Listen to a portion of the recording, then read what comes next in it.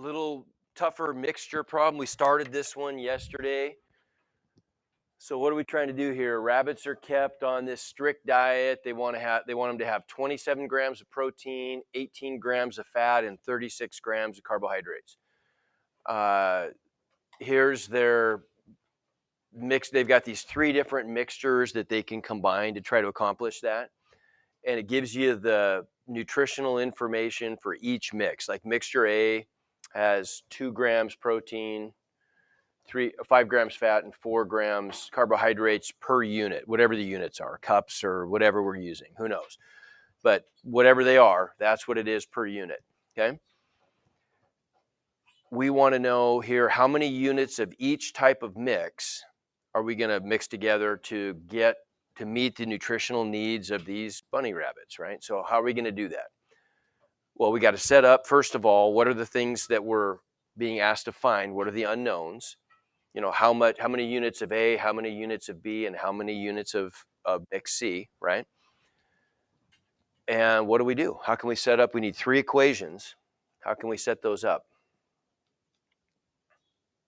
You make another row below it with the protein, total grams of protein, fat, and carbohydrates. There you go. Okay, so we're going to get an equation from the protein, right? The protein requirement, from the fat requirement, and the carbohydrate requirement.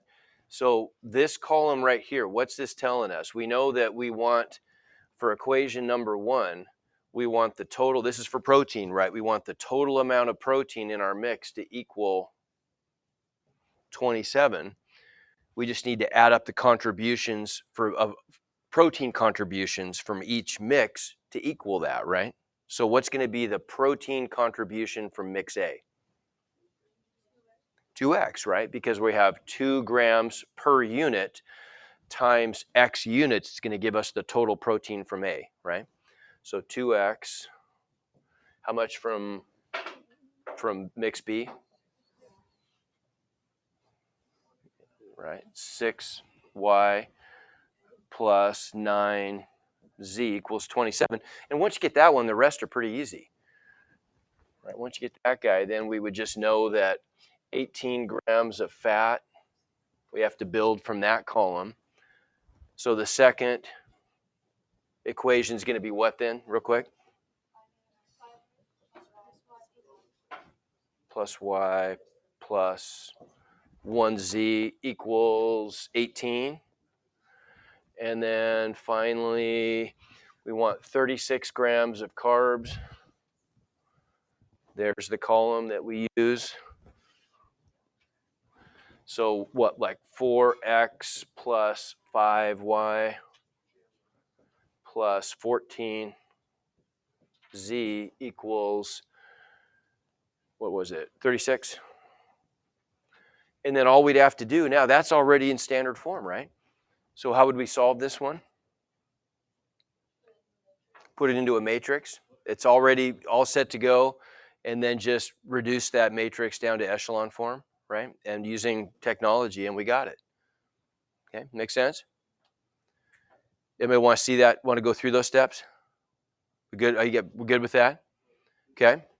So setting it up was really the tricky part. That's pretty amazing when you think about it. I mean, that would be, if you just read that thing, that'd be kind of a daunting thing. You'd probably think, well, there's no way you're going to get those mixes to accomplish all those things at the same time. It just seems like you'd probably end up with too much of one of those and not enough of the other.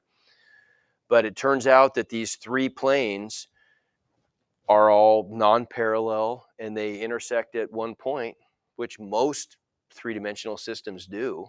So yeah, you can get it pretty easily using linear systems, right? That would be a tough problem otherwise. It'd be a lot of trial and error. And imagine if you had 4 or 5 columns, right? 4 or 5 columns and 4 or 5 different ingredients. That would be really tough to do without setting up and solving a linear system. Okay, last one, I think, for you guys. Yeah, it's the last one. This is a pretty cool problem. And this is a real problem that if you were going to be an engineer or something, like this is the kind of stuff you would be doing all the time.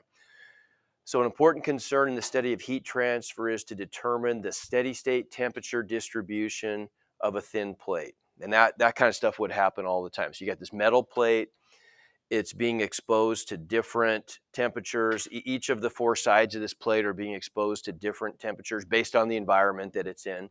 Like it looks like it's 15 degrees Celsius here, 25 degrees Celsius along this side, 45 and 30. So this could be in some kind of an oven or a kiln or who knows. The figure represents a cross section of a metal beam. So this beam, so like that makes sense to everybody? Like this is like the cross section, this beam is extending into the board and it's got these different environmental conditions around it. It's got negligible heat flow in the direction perpendicular to the plate, so heat isn't really flowing along the beam very much. That's not that big a deal. We've got these temperatures here. At these, we call these nodes in the middle of the beam. These are just locations in the middle of the beam. We're calling them T1, T2, T3, and T4 for temperature. Temperature at node 1, temperature at node 2, etc. The temperature at each node is well approximated, and this is true, is well approximated by the average of the four nearest nodes. So we could say that the temperature at node 1 is going to be, it's going to be very, very close to the average of 15 degrees, 25 degrees, whatever the temperature is at 2 and whatever the temperature is at 4. Because all those are going to leak temperature in such a way that that's going to be about at the average of the 4. And it's true for every point internally in this beam, right, for all four of those nodes. So how could we find the temperatures at all those places? Again, that would be a pretty daunting problem. If you had to try to do that one like a Sudoku or something by trial and error, man, you might be there forever because they might be weird little decimal numbers that you're never going to try. But we can do this by setting up a system. So let's take the blue node. Does this make sense here? Does this equation make sense that the temperature at node 1 is going to be the average of 15 plus 25 plus T2 plus T4? But when we average something, we have to divide by the number of contributors, right? So we're averaging 4 different temperatures, so we'd have to sum those 4 and divide by 4, right? Give me thumbs. Does that make sense? Okay. So then if we wanted to clear the fractions, we could just multiply each side by 4 and get that result. Everybody agree? Okay. What if we wanted to put this into some kind of a standard form, right? Because if we're going to solve this, eventually we're going to have to write this as a matrix, right? We're going to have a big linear system here. So what would that look like in standard form?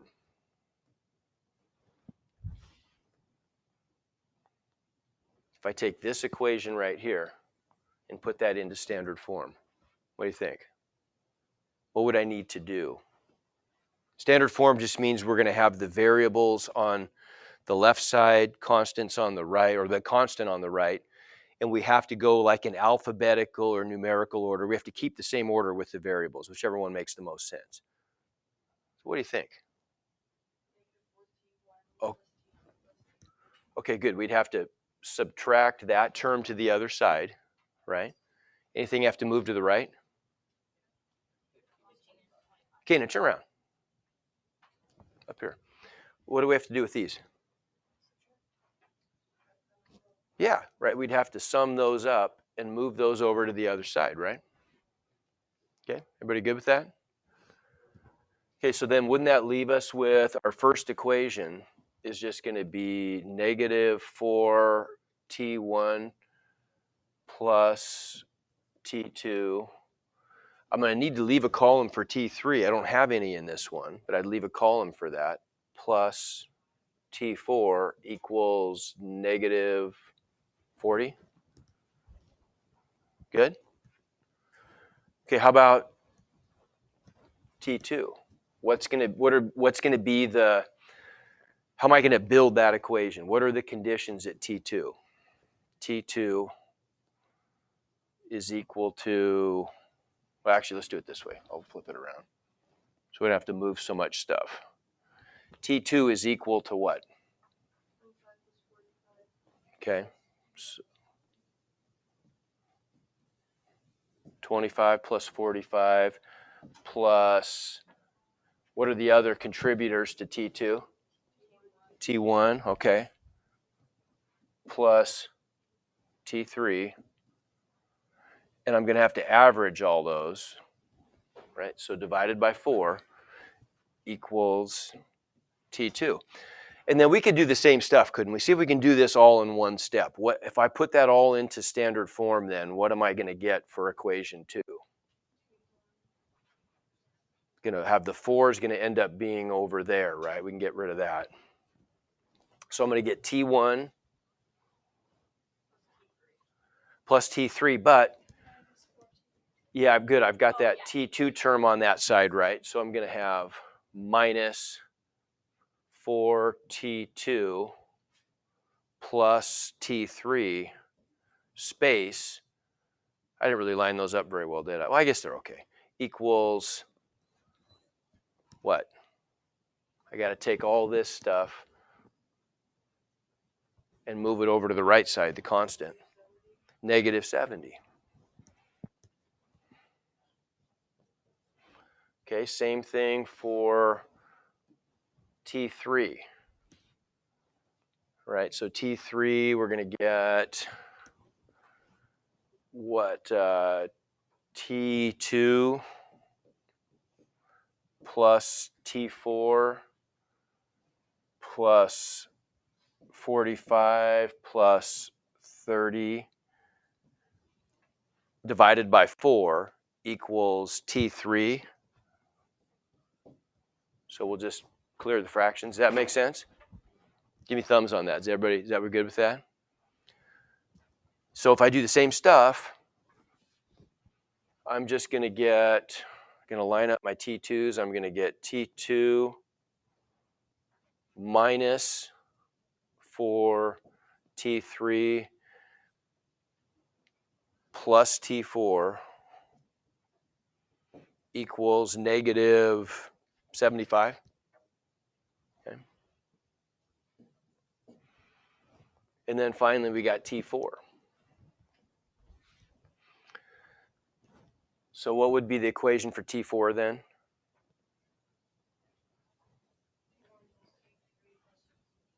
Okay. T1 plus T3 plus 15 plus 40 equals 4 times T4. And if I do the same stuff, we get equation for T1 plus T3 minus 4 T4 equals negative 55. And let's just build a system out of those 4 equations then. Thank you.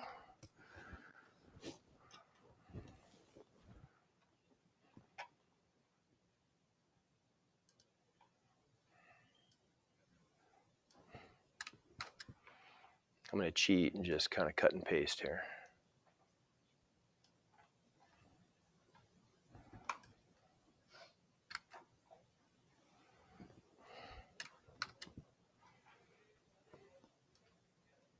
Oops.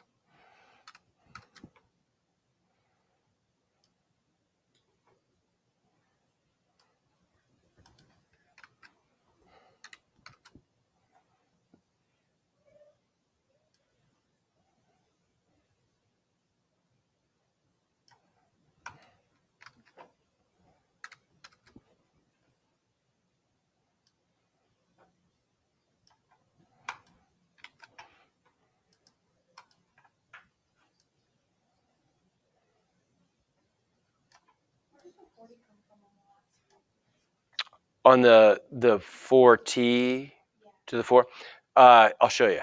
Came from,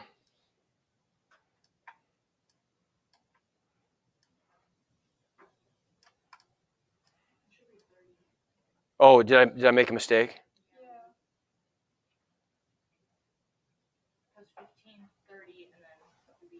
Oh, okay, I got you.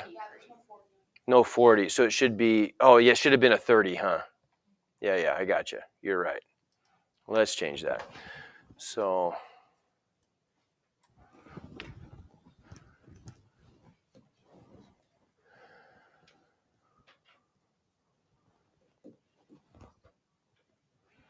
which makes that a 45.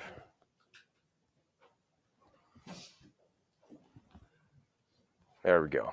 Okay. And I'll delete those later. Oops.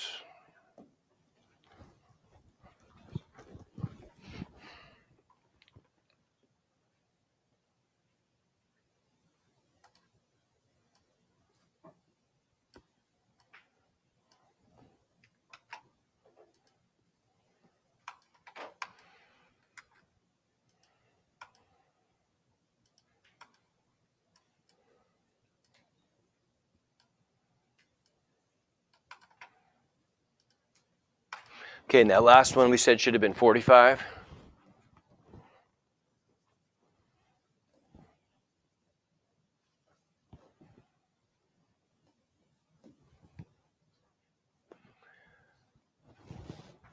So now what would my matrix look like? I've got 4 unknowns, 4 equations.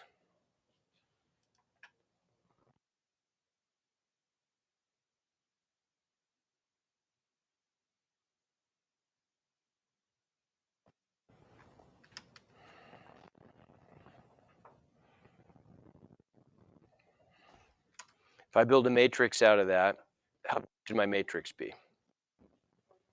4 by 5. Okay, and what would the first row be? 1, negative 40. Okay, good. Next row.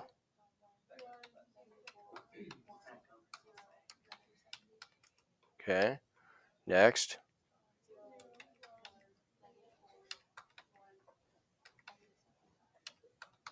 Okay, and then finally,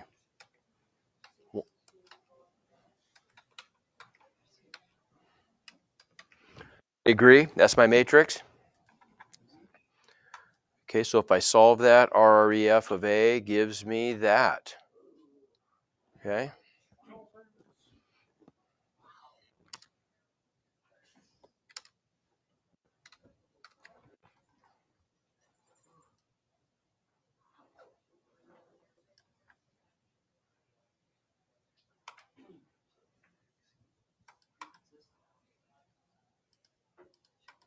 Oh man.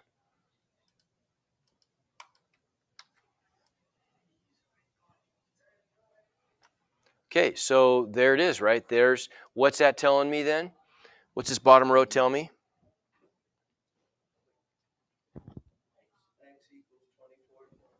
Yeah, so T1, the temperature at node 1 is that, 24.375. Temperature at node 2 is that, right? There's a temperature at node 3, there's a temperature at node 4. That's really cool. Linear algebra is, honestly, it's probably arguably the most useful thing you'll use in applications of math. You use it all the time in engineering and physics. I mean, it's just, it gets much more complicated. Like you'll take a whole class that's just devoted to different ways of setting up and solving big linear systems, how, finding eigenvalues and eigenvectors. And it's, I mean, it gets more sophisticated and more powerful, but it's technical field like that. Okay, I just wanted to show you this. This is just we're not going to do anything with this. Um, this is the total number of calculations needed to solve an n by n linear. It grows pretty fast. Small linear systems don't require a tremendous number of points. Like if it's a 2 by 2 system, it only requires 9 algebraic steps. If it's 3 by 3, it only requires 28. But when you get up to these bigger systems, like if you had a 15 by 15, you would have to perform on paper 2,570 algebra steps to solve that system. That's a lot, right? I mean, there could be simpler systems where you use less, but you could expect that would be typically the amount of steps you would be required. So you can see why using matrix algebra is so valuable, because it saves a tremendous amount of time when you start having to solve these big linear systems. And then the technology makes it even easier. Okay. I can remember when we were doing this with graphing calculators, early graphing calculators, and trying to do like a 15 by 50. It would the calculator, it'd break the calculator, it'd break the process, couldn't do it. But now you could do this really easily on a modern, just computer, or even on your phone. It'd be no big deal to build a big matrix like that. And it might sweat a little bit. It might take a second and a half to do, but it would do it. It would do it. Okay. All right. Okay, that's it. You guys can work.